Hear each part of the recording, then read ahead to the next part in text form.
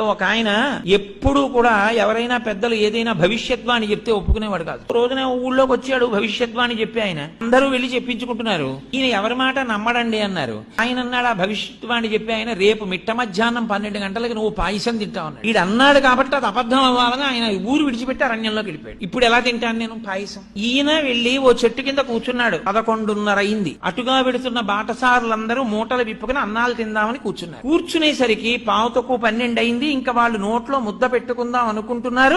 దారి దొంగలు వస్తున్నారన్నారు. వీళ్ళందరూ విప్పిన మూటలు విప్పినట్టు వదిలేసి పారిపోయారు. ఈయనొక్కడు మాత్రం, అయ్యి బాబు ఇప్పుడు పారిపోవడం ఎందుకు, మనం 12 అయిపోతోంది, మనం ఎవ్వరికంటా పనకూడదని ఓ చెట్టే, ఆ చెట్టే ఎక్కి పైన కూర్చున్నాడు. దొంగలు వచ్చారు. 5 నిమిషాలు తక్కువ 12 అయింది. ఒరే మంచి ఆకలి మీద ఉన్నాం, భలే ఉందిరా, అన్ని పాయసాన్నాలే, ఒరే పాయసాన్నం మిగిలిందిరా తినేద్దాం అన్నారు. ఒరే ఆగండి ఆగండి, వాళ్ళు అన్ని పట్టుకెళ్లిన వాళ్ళు పాయసాన్నాలు ఎందుకు వదిలేశారా?